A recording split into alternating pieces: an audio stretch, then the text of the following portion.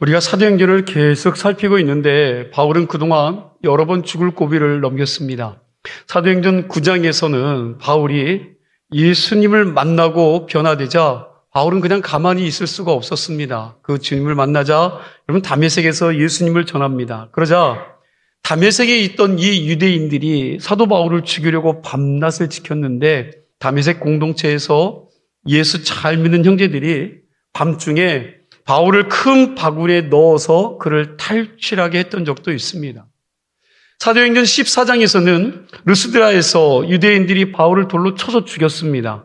그때 바울이 천국의 3층까지 올라갔다 왔습니다. 그러니까 르스드라에서는 바울이 죽었다 살아났습니다. 유럽 선교 때는 빌립보에서 얻어맞고 감옥에 갇히기도 했고 또 죽이려 드는 사람들 때문에 데살로니가에서 베레아로 도망치다 홀로 배 타고 아덴까지 간 적도 있었습니다. 그리고 사도행전 21장에서는 여러분 우여곡절 끝에 예루살렘에 도착을 했지만 디아스포라 유대인들과 자국에 있었던 이 유대인들이요, 바울이 하나님의 거룩한 성전을 더럽혔다고 말하면서 성전 밖에서 끌어내어 돌로 쳐 죽이려고 했습니다. 바울은 이렇게 죽을 고비를 수없이 여러 번 넘겼습니다. 그런데 아직 이 죽음의 문제가 끝나지 않은 거예요. 이후에도 여러 번 바울은 죽을 고비를 넘기게 되는데 오늘 본문도 보니까 사도 바울을 죽이려고 하는 사람들이 많이 있었습니다. 그런데 이번엔 바울을 죽이려고 하는 세력들이요, 조금은 예전과는 다릅니다. 이제부터 그 내용을 여러분과 제가 함께 자세히 살펴보겠습니다. 오늘 본문은 시작이 어떻게 해요? 날이 세매로 시작되어집니다. 바울은 불과 하루 전날에 유대 최고의 의결기관인 사내들이 공회에서 신문을 받았습니다. 천부장의 주선으로 겨우 재판이 열렸지만 바울의 정당한 변론을 진위 여부도 살피지 않고 거짓말로 치부하며 대제사장이 뭐라고 그들에게 명령을 내립니까? 그 입을 치라고 우리가 말씀을 통해 깨닫습니다. 죄를 정하지 않고 처벌부터 하는 재판 여러분 보셨습니까? 이미 사내들이 공회는 그 적법성을 잃어버렸고 불법이 자행되는 권력자 마음대로 판결하는 타락한 공회가 돼버린 거예요. 이런 형태를 보고 정당한 재판을 받을 수 없겠다 생각한 바울은 이 사내들이 공회원들의 본질적인 갈등 문제인 부활 논쟁이요, 이 부활 논쟁을 그 자리에 던져놓습니다. 다시 말하면 니들끼리 싸우라는 거예요. 그러자 공회는 바울의 안건은 온데간데 없고 순식간에 여러분 사두개파 의원들과 바리새파 의원들이 이 부활 논쟁 가지고 싸움이 벌어지게 된 거예요. 이때부터는 자기들끼리 싸우며 공회가요 엉망진창 아주 난장판이 된 겁니다.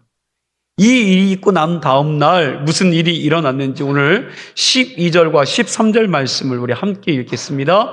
날이 새매 유대인들이 당을 지어 맹세하되 바울을 죽이기 전에는 먹지도 아니하고 마시지도 아니하겠다 하고 이같이 동맹한 자가 40여 명이더라. 여러분 날이 새고 그 다음 날 유대 극단주의자 40명이 바울을 죽이려고 한 겁니다. 이 사람들은 바울을 죽이겠다고 금식까지 합니다. 바울이 죽기 전까지는 먹지도 않고 뭣도 안 내요. 마시지도 않겠다고 했습니다. 이건 보통 결단이 아니에요. 그런데 결론부터 이야기하면 이 사람들이 바울을 건드려요, 못 건드려요? 바울에게 손을 대요, 못 대요? 예, 바울의 손끝 하나 대지 못합니다. 하나님이 이 사람들에게서부터 바울을 지켜주신 것입니다. 저는 오늘 이 말씀을 준비하면서 무슨 첩보 영화를 보는 느낌을 받았어요. 천부장과 로마 군대가 바울을 보호하는 이 모든 과정들을 보면 정말 영화 한 편 보는 것 같은 그런 마음이 들 정도입니다. 오늘은 여러분들이 영화 한 편 보는 기분으로 이 설교를 들어주시면 될 것 같습니다. 오늘 본문을 보니까 바울을 죽이려고 하는 사람들이 몇 명이요? 예, 40명이나 되는데 여러분 생각해 보세요. 누군가 한 사람만이라도 나를 죽이겠다고 벼르고 달려들고 여러분 나를 피곤하게 하면 그 인생 어때요? 지치지요. 피곤합니다. 낙심됩니다. 너무너무 어려운 거예요. 그런데 여러분 4명도 아니고 몇 명이요? 40명이 바울을 죽이겠다고 한 거예요. 그렇게 바울을 죽이기로 결의한 사람들이 누구를 찾아갑니까? 14절 말씀을 보니까 사내들이 공회의 대제사장과 장로들을 찾아간 겁니다. 이렇게 해서 유대 극단주의자들과 정치 권력자들이요 바울을 죽이기 위해서 뭘 잡아요? 손을 잡은 거예요. 이 사람들이 공의의 판결에도 바울의 손볼 수가 없으니까 아예 암살시켜 죽이고자 했던 겁니다. 국가 권력도 이걸 묵인하고 이 40명과 결탁한 거예요. 이 사람들 하는 짓을 보면 그동안 바울을 죽이려고 하는 세력들과는 규모 자체가 다릅니다. 이건 대놓고 국가 권력과 손을 잡고 암살을 무의한 겁니다. 이 사람들이요, 사내들이 공회를 찾아가서 바울을 한 번만 더 어떻게 해요? 불러달라고 부탁을 하는 겁니다. 지금식으로 이야기하면 바울에게 기소영장을 내려달라고 하는 거예요. 그러면 바울이 공회로 가는 길에 우리가 바울을 어떻게 하겠다고? 암살해 죽이겠다는 것입니다. 우리가 예루살렘 골목골목을 잘 알고 있으니까 바울이 공회로 가는 그 길에 바울을 죽이기 좋은 곳에 매복하고 있다가 우리가 덮쳐서 그 바울을 죽이겠다고 하는 겁니다. 이 사람들이 로마 군인이 여러분 1000명이나 주둔하고 있는 이 안티오니오 요새에 쳐들어가서 바울을 손보는 것은 엄두를 낼 수가 없으니까 바울을 이 로마군 요새에서 끌어내서 여러분 이런 작전을 따서 그를 죽이겠다고 하는 거예요. 그러니까 바울을 죽이기 위해서 이제 사두개파와 바리새파가 재판하다가 싸우는 바람에 제대로 된 재판을 못했으니까 자, 두 번째 2차로 한 번 더 그를 부르겠다라는 그런 명분을 가지고 바울을 불러달라고 하면 천부장도 의심하지 않고 그 바울을 보낼 것이다. 그렇게만 해주면 이 40명의 자객들이요, 사내들이 공회 이 회원들에게 피해를 주지 않고 이 안토니오 요새에서 나오는 그 공회로 가는 그 순간에 우리들이 잘 매복하고 있다가 이 바울 그냥 한 방에 딱 보내겠다라는 이야기입니다. 국가 공권력을 가진 당신들에게 피해 안 가도록 우리가 피해 안 주고 테러 분자가 되겠다고 말씀하고 있는 겁니다. 여러분 이런 모의가 있었는데 이제부터 영화 같은 일이 벌어집니다. 이 극단주의자, 이 세력 40명과 정치 권력이 비밀리에 이런 모의를 했는데 여러분 이 정보가 밖으로 새요 안 새요? 오늘 말씀 보니까 여러분 이 정보가 그만 밖으로 새어 나간 거죠. 누가 이 비밀을 알고 신고했는지 16절 말씀 우리 본문 함께 보도록 하겠습니다. 함께 읽습니다. 바울의 생질이 그들이 매복하여 있다함을 듣고 와서 영내에 들어가 바울에게 알린지라. 자, 예루살렘에 바울의 생질, 다시 말하면 조카가 살고 있었던 겁니다. 우리 성경에는 그냥 생질이라고 이야기하는데 헬라어 원어를 보면 누이의 아들이라고 표현하고 있어요. 아마도 바울의 누이가 예루살렘으로 시집와서 여러분 살았던 것 같아요. 그런데 하필이면 누이의 아들에게 이 은밀한 비밀이 누설된 겁니다. 이 사실을 알고는 자기 외삼촌 바울을 여러분 도우려고 로마군 영내로 면회와서 바울에게 알린 겁니다.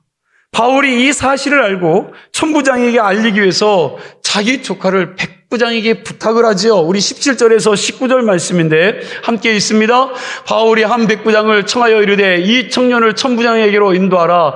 그에게 무슨 할 말이 있다 하니 천부장에게로 데리고 가서 이르되 죄수 바울이 나를 불러 이 청년이 당신께 할 말이 있다 하여 데리고 가기를 청하더이다 하매 천부장이 그의 손을 잡고 물러가서 조용히 묻되 내게 할 말이 무엇이냐? 자, 이상하게도 천부장이 백부장 앞에서 할 말이 뭐냐고 공개함으로 묻지 않습니다.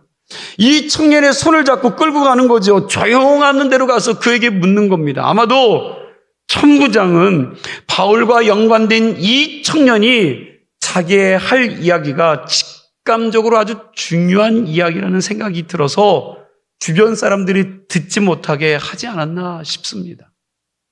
바울의 조카가 천부장에게 말을 하는 겁니다. 그 내용이 20절 말씀부터 나오는데 여러분 제가 쉽게 설명해 드릴게요.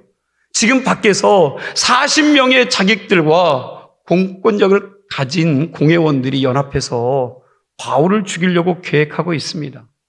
그 자객들은 지금 만반의 준비를 하고 숨어 있어서 당신이 허락만 하면 행동을 개시하려고 기다리고 있습니다. 이 사람들이 내일 아침에 영장을 가지고 와서 바울을 공회로 데려가겠다고 할 텐데 그때 절대로 보내면 안 됩니다라고 그가 이야기하는 거예요. 이 말을 들은 천부장은요, 내게 말했다고 아무에게도 말하지 말고 함구하라고 함구 명령을 내리고 여러분 그 청년을 보냅니다. 그리고 암사자들보다 한 발 앞서서 발빠르게 이 천부장이 행동을 하기 시작합니다. 내일 아침까지 기다릴 필요 없이 오늘 밤에 몰래 바울을 로마 사령부가 있는 가이사라로 보내자 한 거지요. 하나님이 바울을 보호하기 위해서 조카를 사용하고 천부장까지 사용하신 겁니다.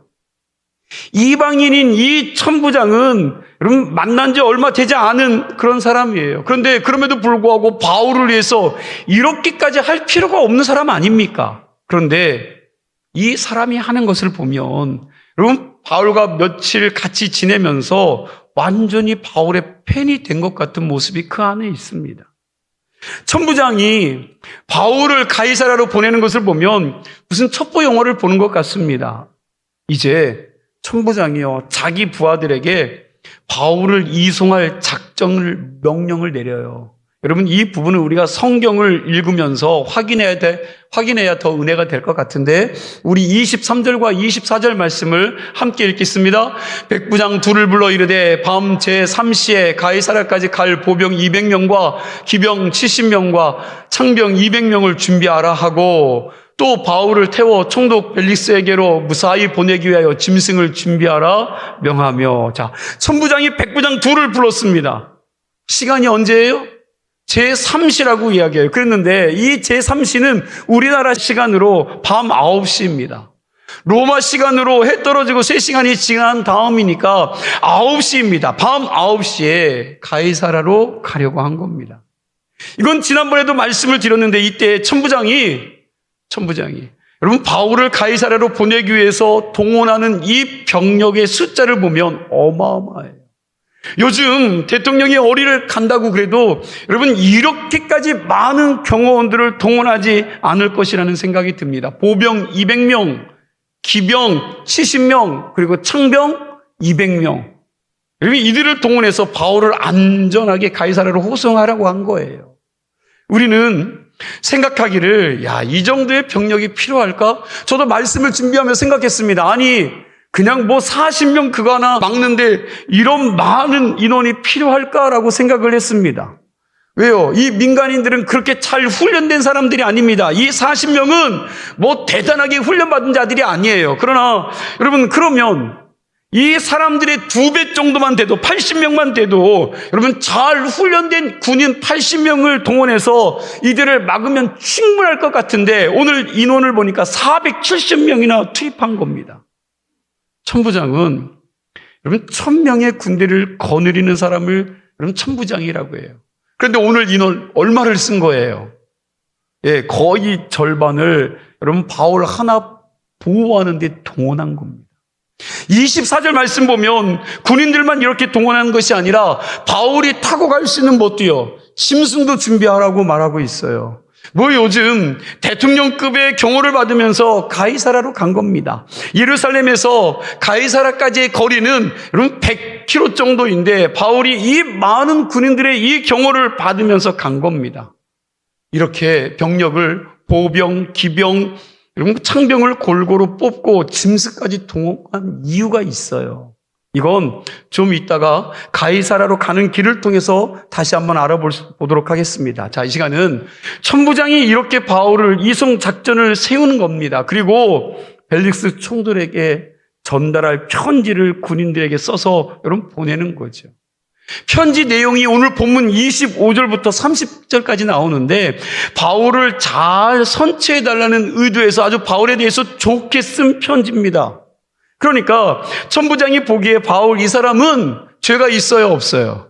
죄가 없는 사람이라고 편지를 쓴 겁니다. 그럼에도 불구하고 유대인들이 이 공권력을 가진 공회와 손을 잡고 계속해서 이 바울을 죽이려고 모의하고 있다는 것을 누가 내게 알려주어서 내가 이것을 당신에게 보냅니다. 이 문제를 내 선에서는 어떻게 할 수 없으니까, 해결할 수 없으니까 이 사람에 대해서 최종 결정권을 가진 총독님이 해결해달라고 여러분 그렇게 보낸 거예요.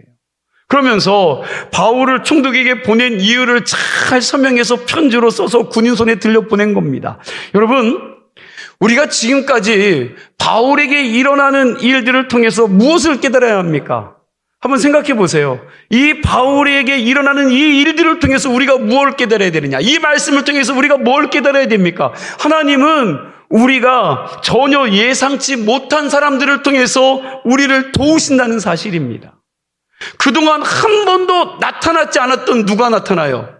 조카를 사용하셔서, 그리고 바울의 일에 대해서 이렇게까지 간섭하지 않아도 될 이방인 천부장을 통해서 하나님이 일하고 계신다는 사실입니다. 하나님께서는 우리가 생각지도 못한 방법들을 동원하셔서 지금 바울을 돕고 계신 겁니다. 우리는 살아가면서 인간관계의 중요성을 이야기합니다. 인간관계가 중요하다고 이야기해요. 누구와도 잘 지내야 된다고 이야기합니다. 예, 맞아요. 중요합니다. 안 중요하다라고 말하고 싶진 않아요. 인간관계 너무나도 중요합니다. 그러나 그 사람에게 목맬 정도로 인간관계를 맺는 건 어리석은 일입니다. 좋은 때는 좋겠지만 결정적인 순간에 내가 그렇게 공을 들였는데, 여러분, 내가 그렇게 공을 들여서 잘 섬겼는데도 불구하고 그 사람에게 배신 당할 수 있어요, 없어요? 예, 배신 당할 수 있는 것이 인간관계예요. 어려운 일 당했을 때 그동안 내가 잘 닦아놓은 인간관계가 나를 도와줄 것이라고 생각했는데, 그래서 사람을 의지하고 사람들에게 그렇게 매달렸는데, 여러분, 하나님께서는 우리에게 이렇게 말씀을 하세요. 예레미야 17장 5절과 6절 말씀 우리 함께 읽어볼까요? 여호와께서 이와 같이 말씀하시니라. 무릇 사람을 믿으면 육신으로 그의 힘을 삼고 마음이 여호와께서 떠난 그 사람은 저주를 받을 것이라. 그는 사망의 떨기나무 같아서 좋은 일이 오는 것을 보지 못하고 광야, 간조한 곳, 건건한 땅, 사람이 살지 않는 땅에서 살리라. 무슨 말입니까? 여러분, 이 말씀처럼 사람을 믿는 사람, 하나님보다 육신으로 자기의 힘을 삼고 마음이 여호와께로부터 떠난 그 사람은 어떻게 된다고요? 5절에 보니까 뭐라고 그래요? 저주를, 별로 하고 싶지 않겠지만 성경이 이야기, 제가 이야기하는 것이 아니라 성경이, 여러분, 저주를 받을 것이라고 말씀하고 있어요. 또 7절 말씀도 계속해서 보겠습니다. 7절 말씀입니다. 함께 읽습니다. 그러나 무릇 여호와를 의지하며 여호와를 의뢰하는 그 사람은 복을, 자, 여호와를 의뢰하는 그 사람을 뭘 받는다고요? 복을 받으리라. 우리는 바울처럼 반드시 인생을 살면서 우리의 운명과 우리의 삶이 하나님 손안에 있다는 것을 놓치면 안 돼요.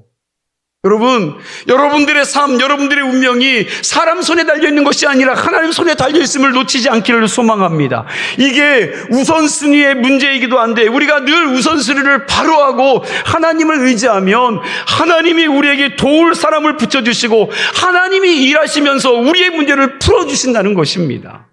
사람이 우리의 문제를 해결하는 것이 아니에요. 여러분 꼭 기억하시기 바랍니다. 사람이 오늘 여러분과 저의 문제를 해결하는 것이 아니라 하나님이 사람을 통해서 내 문제를 해결해 주신다는 사실을 놓치지 마시기 바랍니다. 저와 여러분들이 매사에 사람보다 하나님을 먼저 의지하는 믿음의 사람들이 다 될 수 있기를 간절히 축복합니다. 자, 이제 어두운 밤이 되어서 로마 군인들이 바울을 데리고 가이사로 가기 위해 출발을 합니다. 여기서 여러분 이 모습을 좀 가만히 생각해보고 묵상해 보세요. 지금 로마군이 주둔하고 있는 안토니오 요새 밖에는요, 골목마다 바울을 죽이겠다고 하는 아주 결단한, 목숨을 걸고 결단한 40명이 매복해 있습니다. 그런 상황에서 여러분 로마 군대 유병소 문이 활짝 열려요. 그런데 어떤 일이 벌어졌습니까? 470명이요. 이 바울을 한가운데 두고 겹겹이 보호하면서 여러분 가이사를 향해서 행진해 가는 거예요. 저는 이 모습을 상상하면서 이 설교를 준비하면서 이때 이 40명의 사람들이 얼마나 당황했을까? 얼마나 이 사람들이 이 암살을 하려고 준비했던 사람들이 얼마나 낙심했을까? 저는 그냥 웃음이 나오고 참 고소했습니다. 여러분, 이 암살자들이요, 완전히, 여러분, 닥쳤던 개신세가 된 거 아닙니까? 이 사람들이 바울을 죽이기 전까지는 먹지도 않고 마시지 않고 눈에 불을 켜면서 숨어서 기회를 엿보고 있었는데 바울이 지금 자기들 눈앞에 가는 모습을 보니까 470명이나 되는 이 군인들이 엄청난 경호를 받으면서 아주 그 자리를 지나가는 것을 보았을 때 그들의 마음이 어땠을 것 같습니까? 그냥 멘붕이 온 거죠. 완전히 기가 죽어서 공격할 엄두를 못 내는 겁니다. 그냥 그 모습 보고 좌절하는 겁니다. 겨우 40명이 10배가 넘는 무장한 군인들을 어떻게 공격해서 그 자리에서 바울을 죽일 수 있겠습니까? 답이 안 나오죠. 답이 나올 수 없습니다. 여러분, 죽일 시도조차 못하는 겁니다. 물론 바울은 지난밤에 주님께서 그에게 찾아와 주셔서 담대하라, 내가 예루살렘에서 나의 일을 증언한 것 같이 어디에서도 로마에서도 증언하리라고 하는 그 약속의 말씀을 주셨기 때문에 자기는 이 사람들에게 여러분 죽지 않을 것이라는 그 사실을 이는 알고 있었습니다. 바울은 이 사실을 알고 있었음에도 불구하고 로마 군인들의 경호를 받으면서 가이사를 향해 나아갈 때 다시 한번 하나님의 은혜에 깊이 감사하면서 바울은 새 힘을 얻었을 것입니다. 그러면서 이렇게 고백했을 거예요. 하나님, 내가 무엇이간데 이토록 저를 사랑하십니까? 내가 무엇이간데 나 같은 사람을 이렇게 지켜주십니까? 하나님 무한 감사드립니다. 아마 그렇게 고백하지 않았을까요? 우리가 인생 살다 보면 내 주변에 내가 원하지 않는 40명의 매복자 같은 그런 사람들을 만나기도 합니다. 이런 사람들을 통해서 어려움을 당하기도 하죠. 여러분, 제가 잘 아는 목사님이 이런 고백을 하셨어요. 실제로 목회하다가 이런 사람들을 몇 분을 만났대요. 그런데 이게 스트레스가 말이 안 되게 심한 거예요.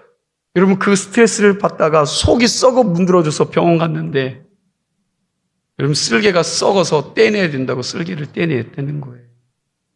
여러분, 저도 20대 때 스트레스를 얼마나 받았는지 잇몸이 주저앉았습니다. 그래서 20대 말에 병원을 갔어요. 그랬더니 의사 선생님이 틀리합시다. 앞니 4개 빼고 다 빼야 된다고. 여러분, 그런 진단을 내리기도 했습니다. 온몸에 그냥 다 빠져나가는 거죠. 그뿐만입니까? 30대 초반에는 기력이 세해져서 병원을 갔더니 쉬어야 된다는 거예요. 먹고 놀아야 됩니다. 다른 거 해서는 안 됩니다. 직업이 뭐냐고 물어보더라고요. 먹고 놀지 않으면 죽는다는 거예요. 왜? 온몸에 기력이 남아있는 것이 없대요. 그래서 2년 이상은 먹고 자고 쉬어야 된다는 거예요. 근데 목사로 갔더니 그 의사가 웃더라고요. 여러분, 그러나 그때에도 그 하나님은요, 나의 피난처가 되어주셨고 환난 중에 만날 큰 도움이 되어주신 줄로 믿으시기 바랍니다. 삶을 붙들어 주셨어요.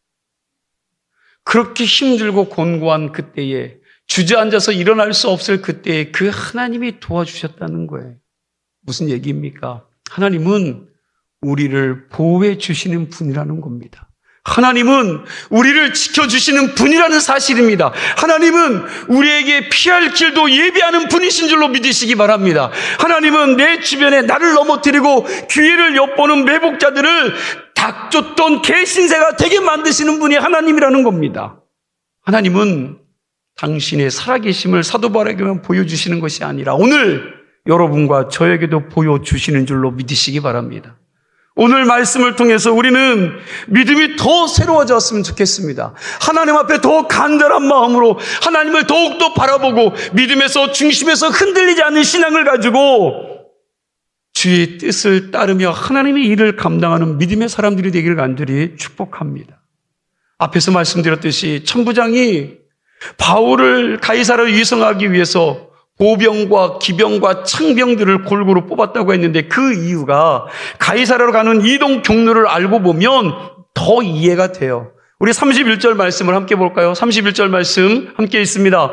보병이 명을 받은 대로 밤에 바울을 데리고 안디바드에 이르러. 자, 여기 안디바드에 이르러 그랬는데 자료를 보니까 예루살렘에서 안디바드에까지요, 험한 길은 아니지만 여러분 완만한 산길이었던 것 같습니다.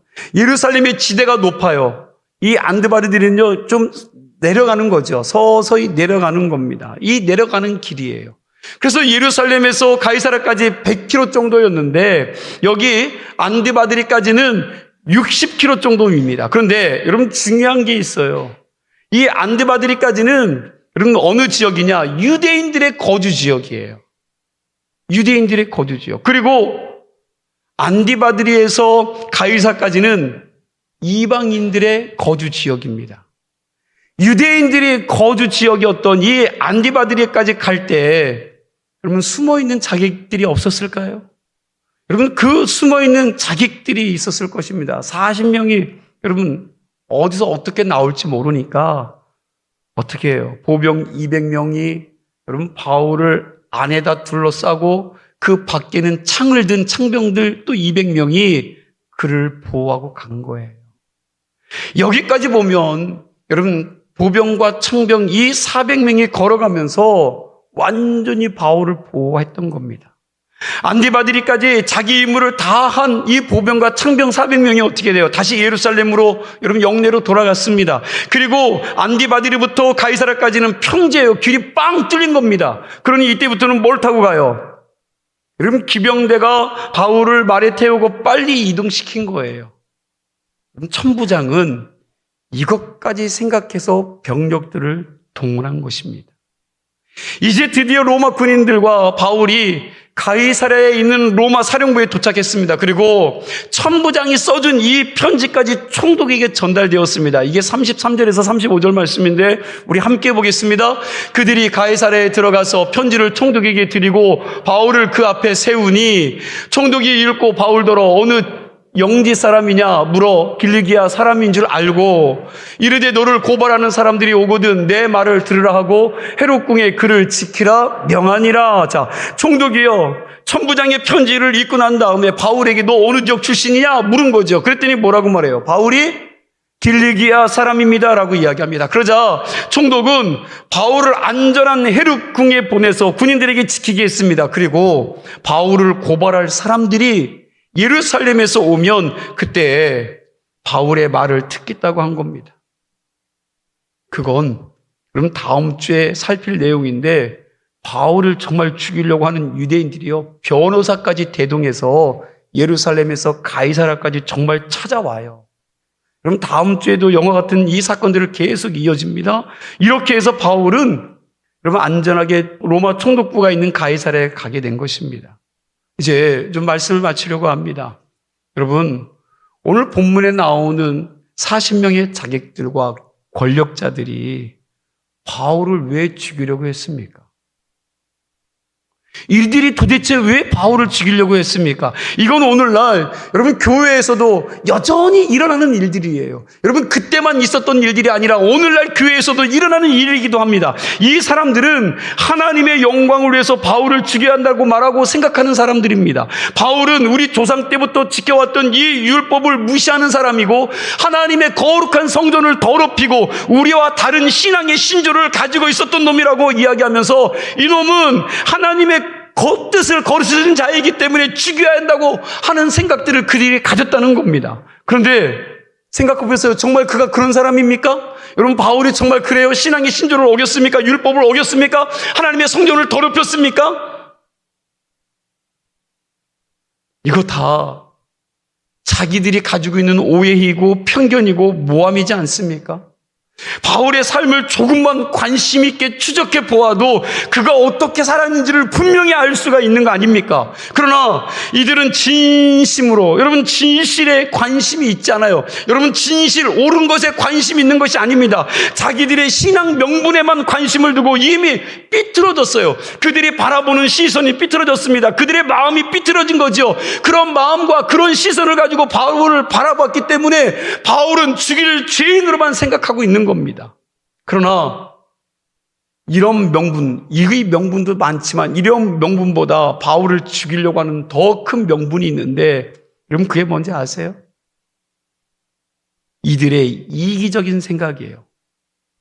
이기적인 생각과 자기 중심적인 생각이 바울을 죽이려고 한 겁니다. 자기들이 보기에 사도 바울이 자기들보다 다른 사람들에게 미치는 영향력이 훨씬 뛰어났기에 죽이려고 한 겁니다. 이 사람을 우리식으로 얘기하면 여러분 교회 중직들입니다. 그 당시 이 사람들은 누구보다도 율법을 잘 알고 있었고요. 다른 사람들보다 높은 여러분 지도자급에 있었던 사람들입니다. 그리고 실제로 이들은 종교 지도자들이었어요. 공회원들 아닙니까? 그런 사람들이잖아요. 디아스포라 유대인 가운데서도 바울을 죽이려고 했던 이 사람들은요, 아시아나 유럽이나 마게도니아에서 여러분 회당에서 유대인들을 가리키고 이방인들을 가리키면서 그들에게 율법을 주입시키고 그 율법대로 살게 가르치는 랍비 선생들이었다라는 것입니다. 그런데 자기들의 신앙 가치관으로 살게 했던 사람들에게 이 바울이 와서 그들에게 몇 마디 전하기만 하면요, 자기를 쫓던 사람들이 누구를 쫓아가요? 바울을 쫓아가는 겁니다. 그러니 여러분 이들이 화가 난 거죠. 물론 바울이 개인적으로 신학적인 지식도 뛰어났지만 이건 바울과 함께 하시는 하나님의 성령의 역사를 통해서 그 사람들이 변화된 줄로 믿으시기 바랍니다. 여러분 바울이 언변이 뛰어나지 않아요. 여러분 지식은 많았지만 언변은 뛰어나지 않습니다. 그런데 여러분 이런 놀라운 역사를 이룬 건 여러분 바울의 위대하고 대단한 것이 아니라 하나님의 성령의 역사가 바울을 통해 나타난 줄로 믿으시기 바랍니다. 이걸 이 인간들이 시기하고 질투했기 때문에 바울을 죽이려고 했던 것입니다. 바울 저 인간만 없으면 우리가 예전처럼 사람들에게 큰 영향력을 끼치고 리더십을 발휘하면서 사람들이 우리를 따르고 우리의 신조에 움직일 수 있을 텐데 저놈이 나타나는 바람에 우리가 망하게 되었다는 그 생각을 가지고 있었기에 바울을 없애야만 이들이 여러분 평안을 누리는 겁니다. 여러분 이들은 말만 하나님을 앞세웠을 뿐이지 진짜 그 속은요 아주 이기적이고 자기 중심적인 악한 사람들이에요. 자기의 중심에서 나오는 신앙적 이기심으로 사람을 죽이는 일까지 서슴지 않는 그런 굉장히 악한 모습이 그들 안에 있습니다. 이것 때문에 예루살렘 종교 지도자들이 예수님도 죽였지 않습니까? 예수님이 가진 선한 영향력이 그 당시에 여러 사람들에게 미치면서 사람들이 예수를 따르기 시작한 거죠. 여러분 예수님을 따르기 시작했습니다. 백성들이 왕이라고 이야기하고 메시아라고 이야기하면서 예수님을 따랐습니다. 그때에 대제사장과 제사장들과 서기관들과 장로들이 그동안 자기들이 가졌던 그 영향력과 그 인기와 그 리더십, 여러분 이 모든 것들이 어떻게 해요? 무너지게 된 거예요. 자기들이 가졌던 그 관심들이 예수님이 오면서부터 다 무너져 버린 겁니다. 그러니 저놈 죽여야, 저 예수 죽어야, 없애버려야만 우리가 가지고 있던 이 기득권과 권력이 다시 유지되고 회복될 수 있다는 거지요. 그런 마음으로 예수를 죽인 것입니다. 제가 목회하면서 느낀 게 있습니다. 이런 사람들을 보면 신앙이 없는 것은 아닌데, 신앙이 없는 건 아닙니다. 신앙에다가 자기 신념이 더해지면서 이런 증세가 나오더라고요. 이거 정말 조심해야 됩니다.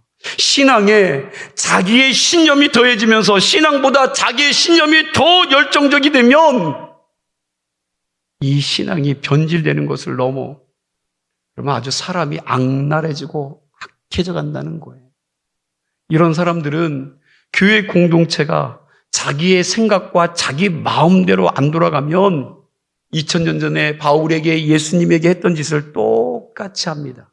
그래서 여러분 교회를 무너뜨리고 성도들을 무너뜨리고 어떻게든 자기의 이권과 자기의 실속과 자기를 나타내기 위해서 여러분 공동체와 교회를 무시하게 된다는 거예요. 혹여나 나중에라도 우리 교회에 이런 사람들이 나타나면 절대로 이런 사람들에게 휘둘리지 않기를 주의 이름으로 간절히 축복합니다. 오늘 우리는 바울을 살리려는 사람과 죽이려는 이 두 종류의 사람들의 모습을 보았습니다. 바울을 죽이기 전까지는 밥도 안 먹고 마시지도 않겠다고 하는 자들이 있었고요. 어떻게 해서든지 이 바울을 살리겠다고 머리를 써가며 온갖 수고를 다하는 몇 사람이 있었습니다. 이건 꼭 사람을 죽이는 일만 말하는 것이 아닙니다. 우리가 인생 살아가면서 신앙생활하면서 공동체를 해체하고 이간질하고 판을 깨는 자들, 이런 자들은 죽이는 자들이에요. 공동체를 해치고 이간질하고 여러분 판을 깨진 자들, 여러분 조심하십시오. 함께하지 마시기 바랍니다. 이들 허무투리는 자들입니다. 그러나 상처받아서 좀 섭섭하고 억울하고 마음 상한 건 있지만 그럼에도 불구하고 용서하면서 화평케 하고 사랑하면서 화합하면서 사는 사람들, 이런 사람들은 하나님이 기뻐하시는 생명을 살리는 사람들입니다. 이런 사람들이 예수의 제자이고 진짜 크리스찬이십니다. 우리가 유대 지도자들이나 암살자들처럼 어떻게 해서든지 죽이려 드는 사람이 아니라 바울의 생질인 조카처럼 이 천부장처럼 하나님이 기뻐하시는 일들을 선택하는, 다시 말하면 살리는 일에 쓰임받는 우리 믿음의 성도들 또 주문진 감리회가 되기를 주의 이름으로 간절히 축원합니다. 기도합니다. 하나님,